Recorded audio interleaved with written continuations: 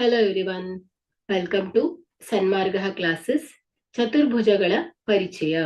ಈ ಅಧ್ಯಾಯದ 18ನೇ ಪ್ರಶ್ನೆಯನ್ನ ಗಮನಿಸಿ. ಒಂದು ಚತುರ್ಭುಜದ ಕೋನಗಳು 40 ಡಿಗ್ರಿ, 120 ಡಿಗ್ರಿ, 10 ಡಿಗ್ರಿ ಮತ್ತು ಎಕ್ಸ್ ಆದರೆ ಎಕ್ಸ್ ನ ಅಳತೆಯು.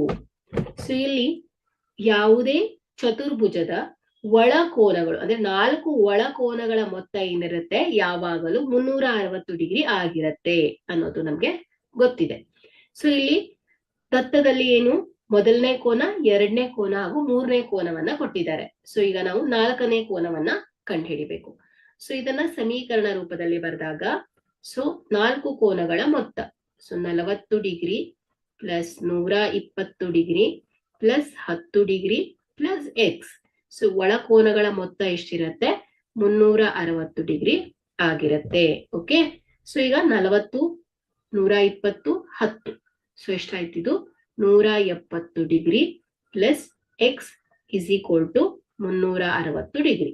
So X is equal to 360 degree minus 170 degree.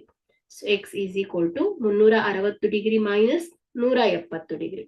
So ಇದೇನಾಗುತ್ತೆ 190 ಡಿಗ್ರಿ ಆಗತ್ತೆ. ಹಾಗಾದ್ರೆ ಇಲ್ಲಿ ಎಕ್ಸ್ ನ ಅಳತೆ ಏನಾಗುತ್ತೆ ಹೇಳಿ 190 ಡಿಗ್ರಿ ಆಗಿದೆ. ಕೊಟ್ಟಿರುವ ಆಯ್ಕೆಯಲ್ಲಿ ಸಿ ಸರಿಯಾಗಿದೆ. Thank you.